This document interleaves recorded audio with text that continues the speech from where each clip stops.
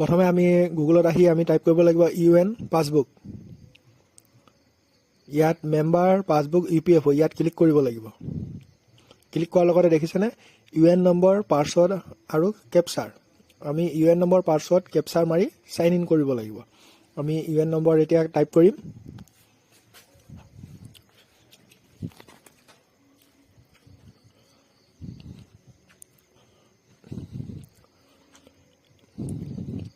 আৰু এতিয়া আমি পাছৱৰ্ডটো টাইপ কৰিম।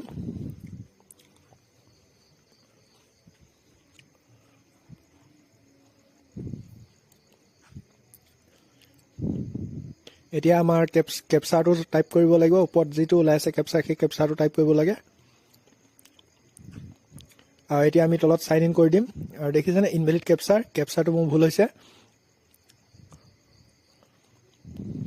আকৌ টাইপ কৰি দিছোঁ।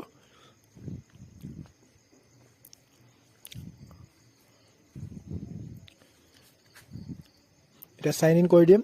আৰু এতিয়া মোৰ PFৰ যিমান বেলেঞ্চ আছে সেই বেলেঞ্চটো মোৰ শ্ব' হৈ গৈছে। দেখিছেনে মোৰ যিমান বেলেঞ্চ আছে সেই বেলেঞ্চটো শ্ব' হৈছে। আপোনালোকে এনেদৰে আপোনাৰ PFৰ পাছবুকৰ যিটো বেলেঞ্চ আছে সেই বেলেঞ্চটো চেক কৰিব পাৰিব।